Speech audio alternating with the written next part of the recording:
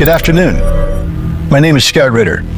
Allow me to introduce myself for those who don't know me. I'm a former United States Marine Corps intelligence officer. I participated in Operation Desert Storm and served as the Chief Weapons Inspector for the United Nations in Iraq. My main interests are international relations and armed conflicts in different parts of the world. I am convinced that we all should know a little more about a person who, to the applause of those I call the global elite, is ready to fight to the last Ukrainian, President Volodymyr Zelensky. Mr. President, there have been numerous publications about you, but everything seems to disappear from the web. Your image is carefully managed and not without reason. You immediately understood why I named my film Agent Zelensky, didn't you? Let's begin. You have had many film roles. Which one is your favorite? I would say that Servant of the People is probably my favorite. The year is 2015. It's the premiere of the first season of Servant of the People series. According to the credits, the producer was Volodymyr Zelensky. In reality, he wasn't producing it by himself. Instead, his promotion had begun. No wonder such a role became one of his favorites. Zelensky portrayed the character Vasily Goluborodko, a school history teacher who becomes the president of Ukraine. I want to compare that situation to situation where, for example, you come into the plane, you board in, and you take in your seat, and now you see the man who look like a pilot, who dressed like a pilot, who speak like a pilot, greeting passengers, but who is not a pilot at all, who is an actor, who played a pilot in response for your life. Before the presidential elections, no one had seen a single press conference from the showman. Only interviews and videos were broadcast. Well, you understand, it makes possible to retake or rewrite a dumb answer. Almost all statements Zelensky made were on behalf of the cinematic president, Goluborodko. To all the people who want to quarrel with us, to divide our country, to separate us by color, by language, and so on, to all of you, I can't speak for myself, as I am a person of culture, so let one of the characters familiar to everyone, Vasily Goluborodko, say it. And all the rest of you, villains, go to hell. In all this story, the Ukrainian population became the object of manipulation. The creation of the TV series Servant of the People, in which he was prepared for his role, marked the beginning of imposing an image on people that he could be a potential head of state. And after that, he ran for elections. It was an absolutely skillful manipulation. Now watch the hands. The final third season of Servant of the People was released just 4 days before the first round of the presidential election. Vasily Goluborodko emerged victorious, became the head of the country, and transformed it into a powerful and prosperous nation. Damn. This is the best pre-election campaign in the history of mankind. And it worked. In real life, on the 21st of April, Volodymyr Zelensky defeated Petro Poroshenko with over 70%, 23% of the votes. Clearly, such a scenario was not created in Ukraine, nor by Ukraine. Here, our compatriots are ahead of the entire planet. The role of Hollywood in Washington, D.C., it is, first of all, it's not the decision makers, but this is creators of idea, concepts. So if the idea flying well with the audience, you can repeat that idea in real life, in real politics, and it's gonna play. So this is similarity in that Servant of People TV series and a film of Chris Rock produced and directed Head of State, when it was a black president who come from a Democratic Party and served the people. And if this works, why not replicate the scheme in a country close to Russia? And why not elect someone there based on the same principle? Someone who is unconditionally following orders. That is a carefully prepared operation by one of the intelligence services, or all of the intelligence services in the United States and in NATO, to make sure that their guy is in charge and will do what they tell him to do, rather than somebody who has ideas of his own. A carefully prepared operation by one of the intelligence agencies. What a revelation. Michael, thank you for this. It allows us to look at the following facts with an understanding of who is behind them. Let's figure out how and with whose help Washington started pushing actor and comedian Zelensky. Игорь Валерьевич Коломойский. Ihor Valerievich Kolomoisky. Do we have any connection? Что-то было связано? Yes, of course. Well, we have business relations. We are TV partners. We all work for these. How many? 5 or 6 families. 5 or 6 families. Was I rewatching The Godfather just now? As if Zelensky is talking about the mafia. And it seems to be true. Igor Kolomoisky is a billionaire and an oligarch.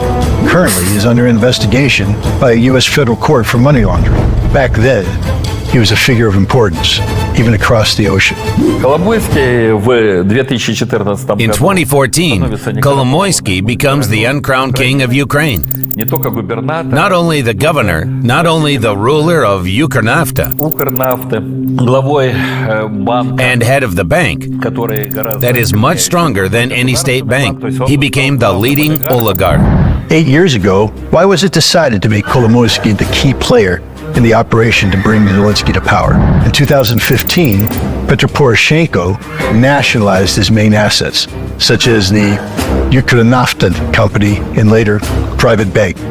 There was undoubtedly a personal vendetta at play. During the presidential elections, Kolomoisky was happy to criticize Poroshenko on his 1+1 channel, and at the same time to support Zelensky. Is it possible to say that it was Kolomoisky who brought Zelensky to power?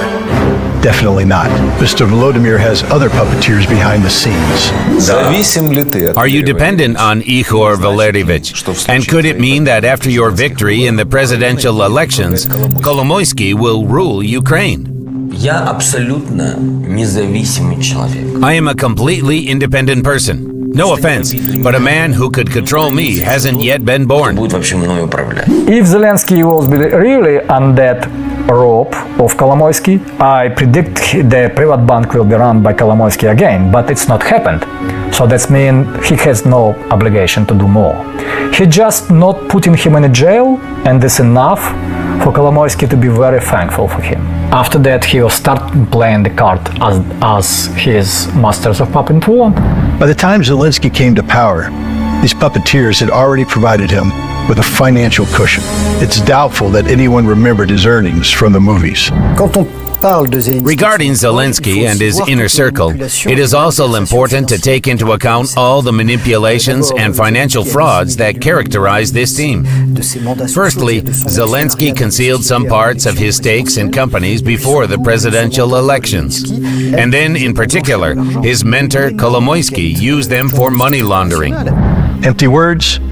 By no means. As I mentioned, we will operate with facts. In the fall of 2021, investigative journalists published the so-called Pandora Papers. Nearly 12 million confidential documents from financial companies in different countries were revealed, including offshore data on 35 world leaders. Volodymyr Zelensky and his partners from the Cartel 95 studio were among them. The Ukrainian president indeed owned offshore companies, including a stake in Maltex Multi-Capital Corporation. Zelensky modestly omitted this information in his declaration. But most importantly, in 2012 to 2016, Kolomoisky transferred $41 million to Zelensky's offshore company. He could be jailed in a normal country for such an offense. But this is Ukraine, and Zelensky is its president. And according to the offshore documents, he is a very wealthy president. Are you planning to use the state residences? Ребят, Guys, let some kids live in these residences, живут детки какие. Лагеря отдыха. like some vacation camps for people who really need it. In my opinion, it sounds cute, especially when you don't know about the residency he owns. Ready to find out? Let's go. Firstly, a villa in Miami for himself, worth $34 million. I've been to Florida and can understand the taste of the president of Ukraine. Secondly, a house in Israel for his parents on the shores of the Mediterranean Sea. It's worth $8 million. Europe, Zelensky prefers Italy. Tuscany, the best wines. By the way, one of the most expensive resorts in the country, Forte del Marbi. Houses here are worth their weight in gold. In 2017, together with his wife, he bought a villa 600 meters from the sea. According to the declaration, it was worth about $3.8 million at that time. Is that all? Not at all. From the south, we moved north. Not to Siberia, of course, but to London. Old Center, legendary Baker Street, opposite the Sherlock Holmes Museum. There's another Zelensky residence, an apartment worth $3 million. Why? Probably to stay while visiting his owners with a report. More on that later. Apparently, the real estate was purchased through the company of his business partner, Sergei Sheffer. That's why he's called Zelensky's personal wallet in Ukraine. I almost forgot about real estate. Georgia, not the state, the country. A new multi-story apart hotel in the city of Batumi. You might ask, Batumi? What is that? Well, take a look. It's also a seaside resort. Apartments are under renovation, but an expensive finish, panoramic windows, and views of the city and the mountains. Hint, that it was built for well-to-do people. At least 5 apartments here belong to Zelensky. Finally, the settlement of Levadia, an elite residential complex, Emperor. Здесь открывается шикарный вид на Look, дом. a magnificent view of Zelensky's house opens up. Вот он, Here it is, a seashore over there. берег. Lions, wide staircases, and columns. On the roof, there's a luxurious terrace, a pool, and a wonderful sea view. But guys, it's Crimea, which is currently under Russian control. Zelensky made a mistake here, and the Russians will surely figure out how to use it to their advantage. Zelensky's penthouse was purchased here in 2013, right before the so-called Crimean Spring.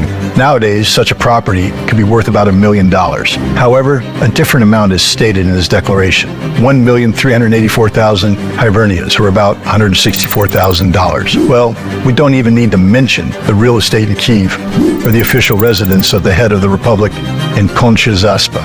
Even without those, it's quite a collection of villas, houses, and apartments. However, the Ukrainian president is in no rush to give them to children, at least not to other people's children. Unfortunately, we have to admit the obvious. Volodymyr Zelensky has always been stingy and greedy.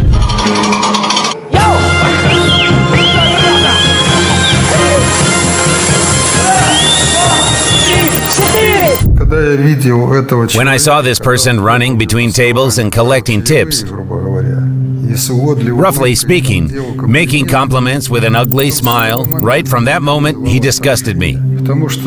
He was performing at events where the payment had already been made in advance.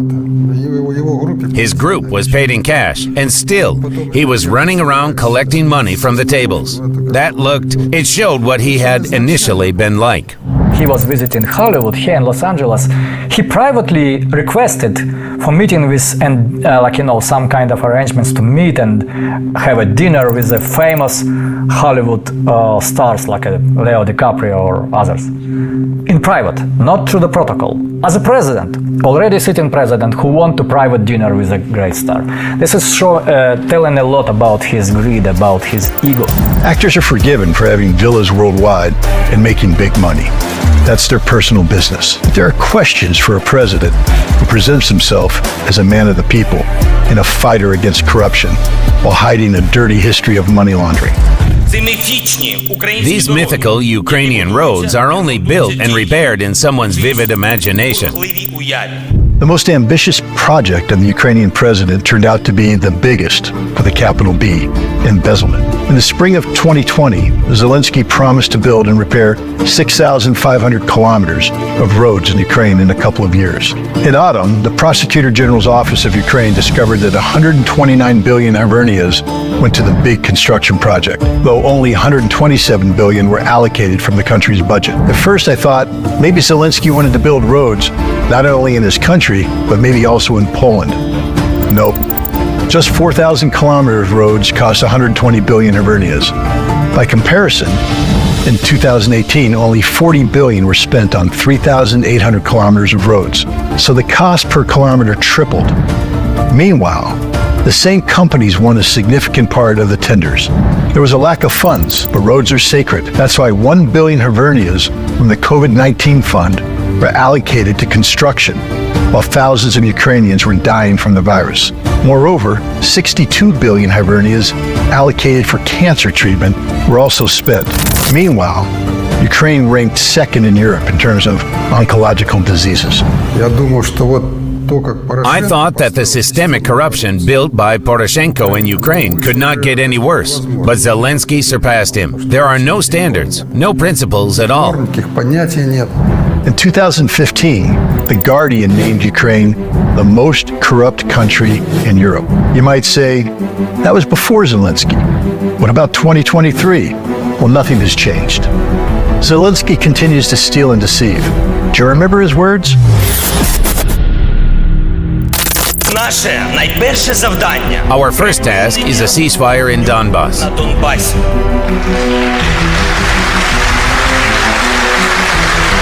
Можу запевнити. I assure you, I'll do whatever it takes for our heroes to no longer die. Я готовий на все. I haven't heard a word about the civilians of Donbass, and I'm sure neither of you. Zelensky was speaking about the militants of the so-called anti-terrorist operation. At that time, eastern Ukraine had been under shelling for 5 years, and that's why the words about peace were so eagerly awaited. I would like to remind you that in 2014, there was a coup d'etat called Maidan. Did it happen on its own, without anyone's help? I agree with you. There is no doubt. The opposition seized power with the support of various radical right-wing movements.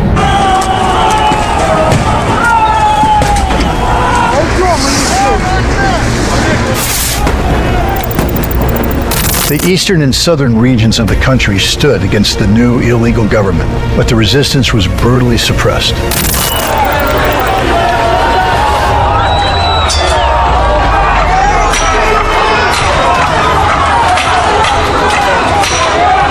On May 2nd, 2014, Ukrainian nationalists burned 48 people alive in the trade union's house in Odessa. At that time, Zelensky, a popular actor in Ukraine and Russia, had zero reaction. But the Odessa events became a point of no return for the country. Residents of Donbass decided to separate from Ukraine. In response, Kyiv declared its citizens as terrorists and launched an army against them. Over time, the civil war escalated into an armed conflict with Russia. However, all of this was preceded by extensive preparation and support from the United States and Western countries. The United States has invested some $5 billion in Ukraine since 1991, when it became an independent state again after the collapse of the Soviet Union. And that money has been spent on supporting the aspirations of the Ukrainian people to have a strong democratic government that represents their interests. As a result, destroyed cities, chaos, and the loss of life on both sides of the conflict.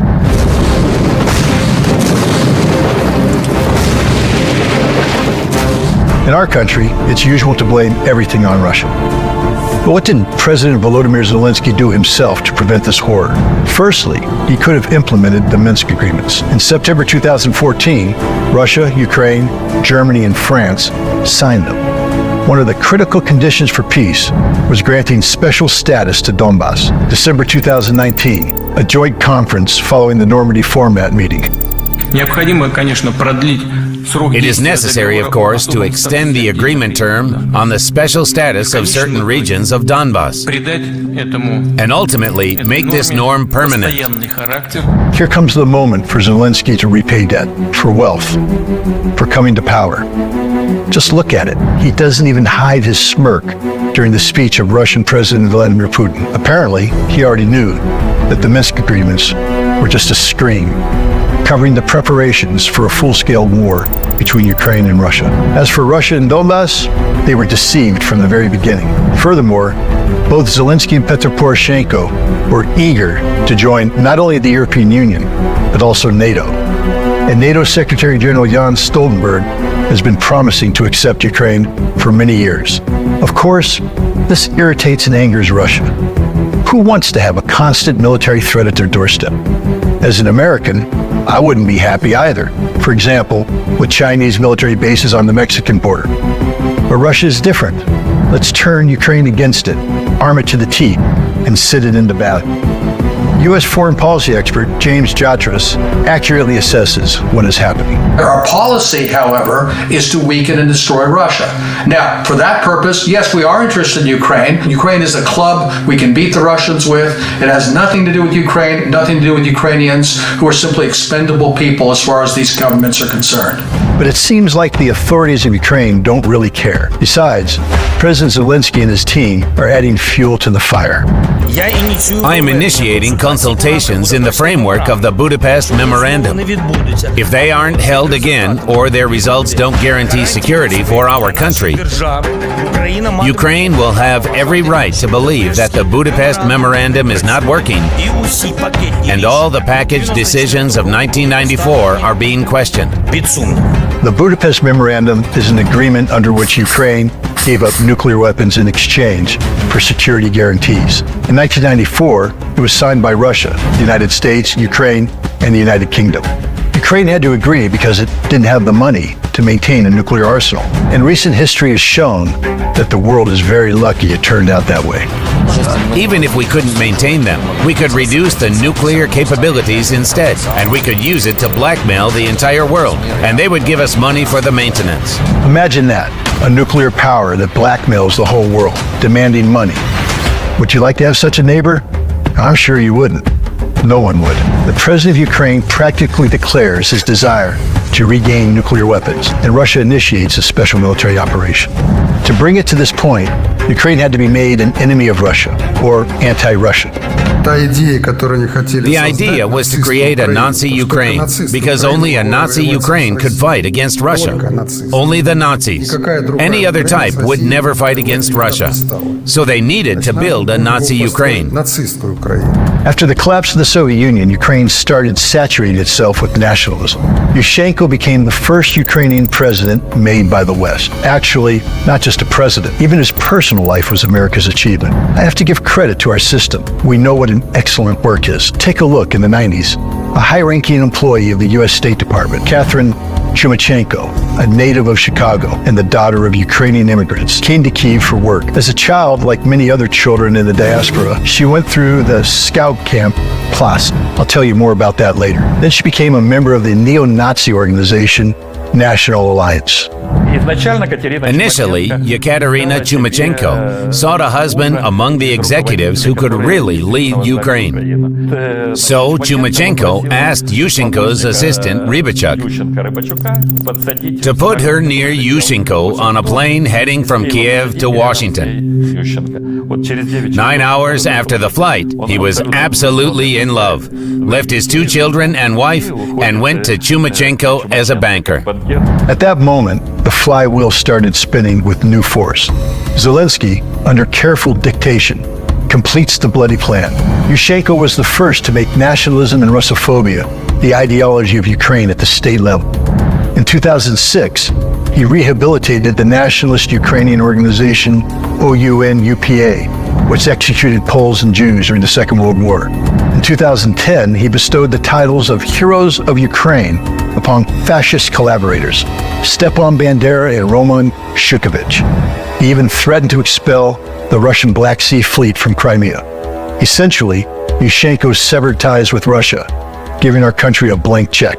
Perhaps you'll ask me again if my imagination is playing tricks on me. At the time, one of the offices in the SBU building was allocated to CIA personnel. There were even anecdotal cases when the U.S. ambassador, together with his entourage, handed out diplomas to the graduates of the SBU Academy. And there were the representatives of American intelligence agencies. In 2010, Yushchenko lost the election to Viktor Yanukovych. The new president stripped Bandera and Shukovich of their hero titles and sought to restore relations with Russia. But turning Ukraine into an anti-Russian state was only a matter of time. Let's dig a little deeper. A joint institute of the U.S. and German Ministries of Defense. Previously, they trained intelligence agents there. Since 1993, they've trained political elites and specialists from different countries to promote democracy. And that's the official version. They were focused on searching for suitable agents. It means how to attract people to an active position, to confrontation. Of course, all security officials and military personnel were recruited through the Marshall Center. Graduates of the Institute, ministers, ambassadors, parliamentarians, and advisors. 14,000 significant people from 157 countries, including Ukrainians. The program consists of lectures, seminars, internships at major universities in Western Europe and the United States, receptions, and museum visits. But the main thing is career advancement in their homeland. This is what Ukrainian political scientist Andrei Mishin could have obtained. In 1998, he worked at the Ukrainian Ministry of Foreign Affairs and was preparing an important agreement with Russia. It was about military political cooperation. The West advised us in every possible way to remove this topic. Again, they insisted on the removal of dual citizenship between Russia and Ukraine. And Deputy Minister San Sanich-Chali said that the political advisor to the United States Embassy in Ukraine wanted to meet with me. Andrei Mishin only held the position of the second secretary. The political advisor was several ranks above him. This was unusual. But the conversation turned out even more bizarre. It all started with a strange question. Andrei, do you understand that Russia will soon disintegrate? How? He says, well, you see, how they recruit, how they provoke you. There was Chechnya, and there will be another Chechnya. Maybe Siberian Republic and Tatarstan. You know, it's like a funnel, the same as how the Soviet Union collapsed. Everyone can be drawn into this funnel. That's why Ukraine should join NATO. We are very interested in the young generation of politicians and security officials who could work with us. Later, Misha was taken to Moldova, Switzerland, Italy, Georgia, and the United States on behalf of the Marshall Center. They gave lectures on international conflicts and military patriotic education for youth and provided them with analytical literature. In return, they required short reports, for example, on the socio-political situation in Ukraine and the preparation of lectures for American military personnel, special agents, and diplomats. All topics were related to Russia and the former Soviet republics. After the Maidan in 2014, the Marshall Center became a mecca for the highest-ranking Ukrainian officials and military personnel. Here's one of the letters from the Marshall Center, addressed to the chairman of the Security Service of Ukraine, Valentin Nalyvaichenko. It's an invitation to a seminar on the strategic development of Ukraine. Students are Ukrainian ministers and generals, instructors, representatives of intelligence agencies from the United States and the United Kingdom. I think 100% of high-ranking Ukrainian officials, one way or another, have received training at this center. Essentially, they were training people with one task: to counteract the Russian Federation, now or in the future, solely for that purpose. One of the seasons of the TV series Servant of the People is dedicated to presidential elections. Candidate Goloborodko hires a professional PR specialist, but later fires him, and along with a team of friends, develops and runs his election campaign. Did presidential candidate Zelensky do the same? Of course not. During the elections, his campaign headquarters secretly worked with the Washington lobbying agency Signal Group Consulting. The task was to arrange meetings between Zelensky, the Trump administration, and members of Congress.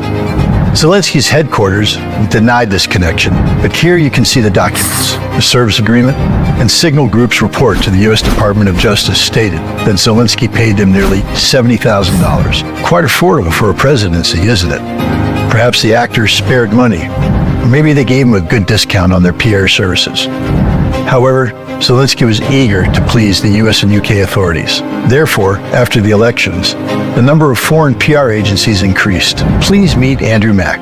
Since November 2019, he has been an external advisor to Zelensky. He's an American citizen and a descendant of Ukrainian immigrants.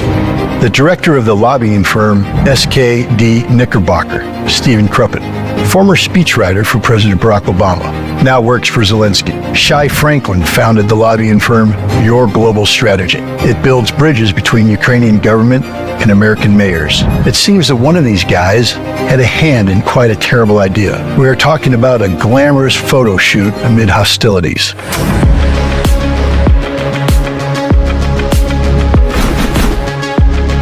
The main character of the photo session is the First Lady of Ukraine, Olena Zelenska, a desperate housewife alongside her brave hero husband. Zelensky, as usual, looks unshaven and stern. His military style complements his wife's luxurious outfits. Take note of how well she wears the $7,900 Louis Vuitton coat.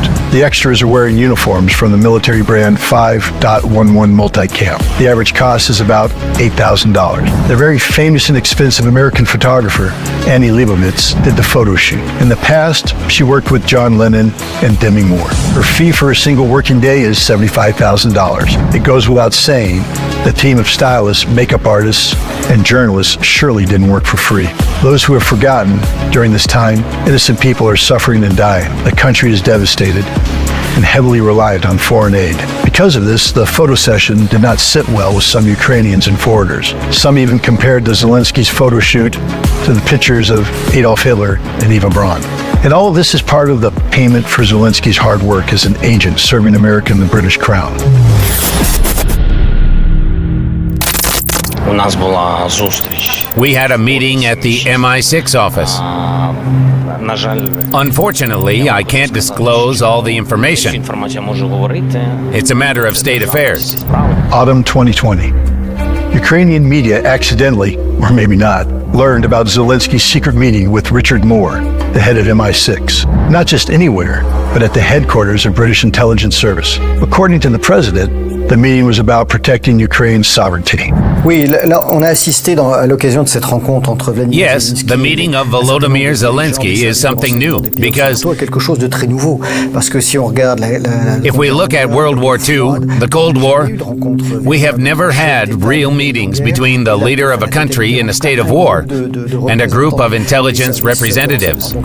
As a Secret Service agent, I'd like to tell you that there are special norms of decency and protocol. When a president of a sovereign country is on a foreign territory, he should meet with his counterpart. The only exception is if the head of intelligence himself comes to Ukraine to meet with Zelensky. Coming down to the lowest level, to the head of the intelligence agency, is not a simple admission of guilt. At that time, the person becomes an actual professional agent. It is clear. One handler always works with one agent. In the case of Zelensky, the head of MI6, Richard Moore, became his direct handler. Trust my experience.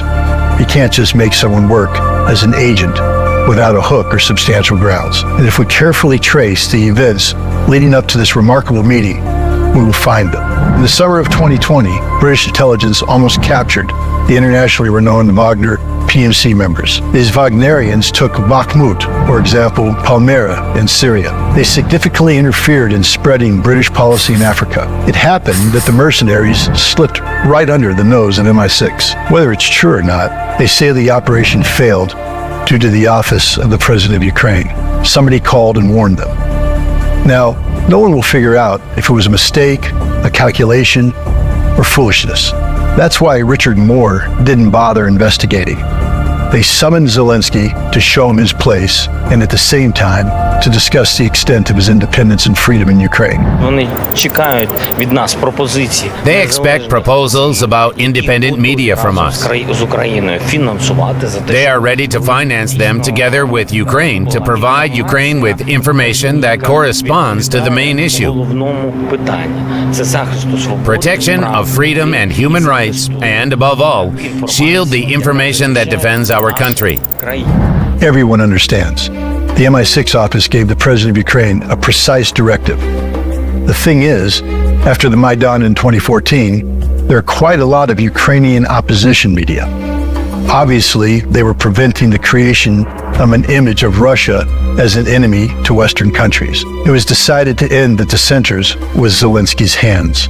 And to prevent the president from getting bored and to help him practice English, he was surrounded by British security. This was in the spring of 2022, in the midst of war in Bucha. Look at these scenes. Do you see a patch on the sleeve of one of the guys near Zelensky? Я думаю, ми навіть з вами не можемо розглядати можливість. Не можемо. The Ukrainian flag is upside down. A local would have been shot on the spot for this. But this guy is okay. Do you know why? Because he has the right to. He is a foreigner, like everyone else around Zelensky. In fact, judging by their pronunciation, they're British. As we can see, Zelensky's security team consists of Brits. Quite marvelous, because we have the so-called Ninth Administration, the President's security, with 1,800 professional military guys, special forces, and combat swimmers. Well, not surprising. Firstly, UK intelligence services most likely helped Zelensky with the theatrical staging in Bucha. Secondly, the British follow every step of their agent, even during the meeting with the Pope. Oh, this episode deserves special attention. It seemed to me like a meeting between a priest and a devil. Judge for yourselves. Zelensky went to the Vatican in a black sweatshirt with the emblem of the UNO, the Ukrainian Nationalist Organization.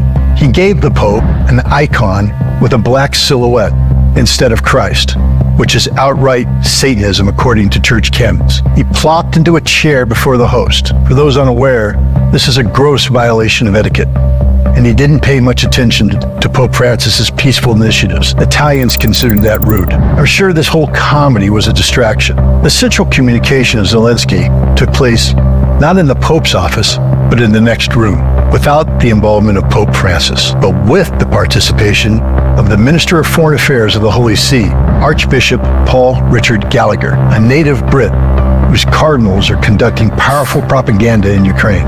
The Ukrainian president spoke with Gallagher for almost an hour and a half. But the main detail is that the head of MI6, Richard Moore, was also present at the meeting in the Vatican. Maybe this fact explains the record-breaking motorcade of the leader of independent Ukraine, over 20 cars. To be sure that that guy do not make a trick to suddenly make a peace with Vladimir Putin, they take hostages his kids and a wife in Great Britain. This is another layer of security for masters of puppets. How is it possible to reprogram the whole country and its people against Russia? How is Ukraine paying back now? I'll tell you more in the next episode. We've just started.